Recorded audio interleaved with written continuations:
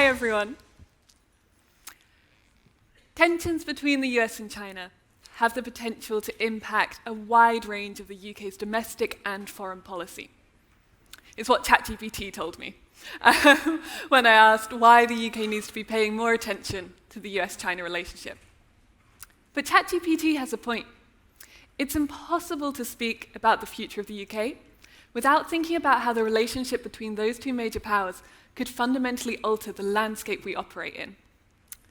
And amid all this talking of decoupling and de-risking, the UK needs to start doing some smart thinking on what could come next.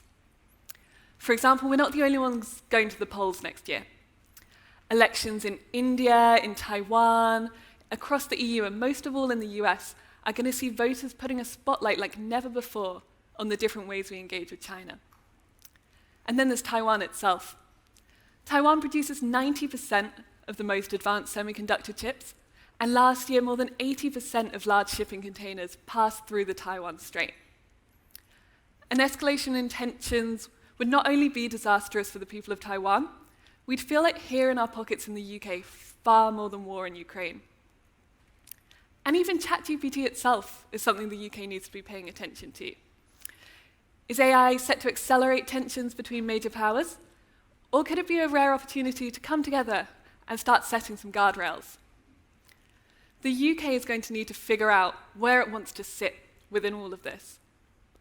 We have had a lot of China policy by soundbite. The challenge now is going to be starting to articulate in concrete terms exactly what it is we want from our relationship with China and how that fits with a broader vision of the UK's place in the world. How do we best lean into our traditional alliances with the EU and the US when they don't always see eye to eye on China? And what new partnerships do we need to build resilience for the next decade? Whether that's with other G7 members like Japan and Australia, or across Southeast Asia and the Global South. These are obviously some big questions to try and answer in 3 minutes. But luckily, in a moment, we will be joined by someone even smarter than ChatGPT, the fantastic Jude Blanchette from CSIS.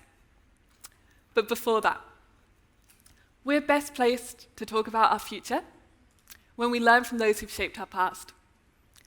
That's why we wanted to put some of these big picture questions to someone with more years' experience in this than both Jude and I combined. Thank you.